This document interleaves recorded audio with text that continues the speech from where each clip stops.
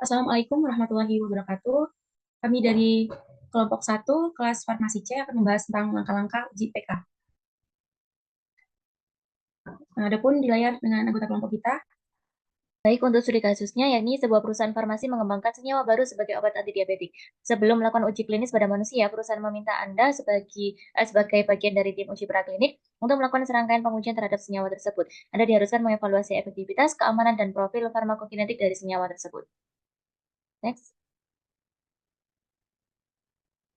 Kemudian, apa yang menjadi fokus utama dalam uji farmakodinamik senyawa ini? Uji farmakodinamik berfokus pada efek suatu senyawa terhadap organisme hidup, khususnya mekanisme aksi dan efek fisiologis senyawa tersebut. Fokus utama uji farmakodinamik sendiri yakni yang pertama dan mekanisme aksi, yakni bagaimana senyawa berinteraksi dengan target molekulernya, misalnya reseptor, enzim, dan saluran ion untuk menghasilkan efek. Kemudian efek fisiologis, di mana senyawa mempengaruhi fungsi organ dan sistem tubuh. Efek terapeutik, yaitu senyawa yang menghasilkan efek yang diinginkan dalam pengobatan suatu penyakit. Kemudian efek samping, yakni efek tidak diinginkan yang ditimbulkan senyawa, dan yang terakhir ini dosis respon, hubungan antara dosis senyawa dan besarnya efek yang dihasilkan.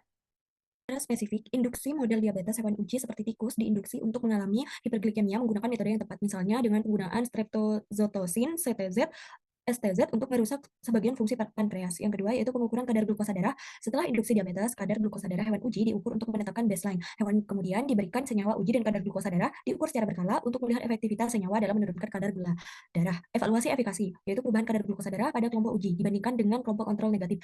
Evaluasi hasil dilakukan melalui analisis statistik untuk menilai signifikansi efek senyawa uji terhadap hiperglikemia.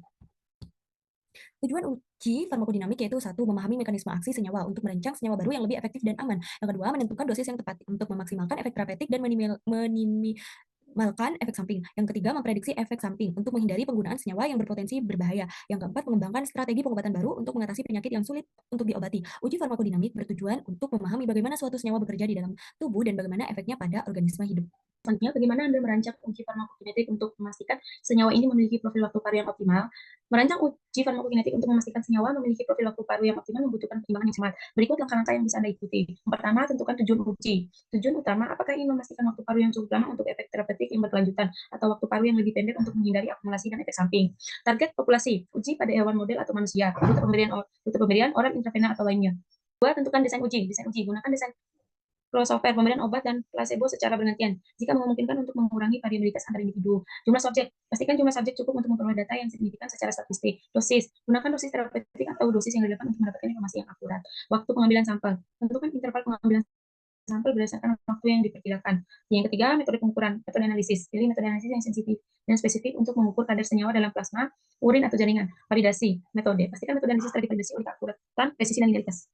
Yang keempat yaitu analisis data dengan menggunakan model farmakokinetik. Digunakan model kompartemen untuk menganalisis data dan menentukan parameter farmakokinetik seperti waktu paruh, volume distribusi, dan clearance. Juga dapat dibuat kurva konsentrasi dan waktu serta area di bawah kurva atau AUJ. Penilaian profil waktu paruh dibandingkan waktu paruh yang diperoleh dengan target waktu paruh yang diinginkan. Yang kelima, interpretasi hasil.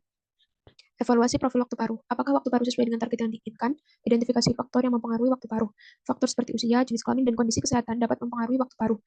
Yang selanjutnya adalah rekomendasi. Berdasarkan hasil uji, apakah perlu dilakukan penyesuaian formula atau dosis untuk mencapai profil waktu paruh yang optimal? Tips tambahan. Yang pertama yaitu pertimbangkan penggunaan model hewan. Model hewan dapat digunakan untuk penelitian awal untuk menentukan waktu paruh dan profil farmakokinetik sebelum uji klinis pada manusia. Yang kedua, ada uji pada populasi beragam. Uji pada kelompok usia, jenis kelamin, dan kondisi kesehatan yang berbeda untuk memastikan profil waktu paruh yang optimal di berbagai populasi. Yang ketiga, yaitu teliti dan patuh peraturan. Pastikan semua prosedur uji sesuai dengan peraturan dan etika yang berlaku. Apa parameter keamanan yang harus dipantau selama uji toksikologi? Yang pertama ada gejala toksisitas, yaitu perubahan perilaku berupa aktivitas motorik, kondisi fisik, pernapasan, lalu ada sistem syaraf, yaitu aktivitas somatomotor, terus sistem saraf pusat dan saraf otonom. Kemudian ada kematian, hewan yang berada dalam kondisi paraf menunjukkan rasa sakit atau penderitaan, perlu dikorbankan waktu kematian, dicatat sebagai indikator keamanan senyawa. Tiga, parameter fisiologis, yaitu berat badan, adanya penurunan berat badan, pemeriksaan patologi, pengamatan makroskopik dan mikroskopik untuk mengetahui perubahan pada organ-organ utama. Empat, pemeriksaan hematologi dan biokimia klinis. Pemeriksaan darah untuk mengetahui perubahan parameter hematologi, yaitu jumlah leukosit, eritrosit, dan hemoglobin, dan biokimia, enzim hati seperti SGPT, SGOT, dan bilirubin. Parameter lainnya meliputi sistem tubuh, yaitu sistem kardiovaskular, pernapasan, renal, reproduksi, imun, dan endokrin. Kemudian parameter khususnya, genotoksisitas, yaitu kerusakan DNA, karsinogenisitas, kanker, teratogenisitas, kelainan janin, iritasi mata dan kulit, itu topikal, sensitivitas alergi, residu, sisa senyawa dalam jaringan dan organ. Berikut daftar isi yang kami gunakan, daftar pustaka. Baik, kurang lebihnya saya mohon maaf. Terima kasih. Wassalamualaikum warahmatullahi wabarakatuh.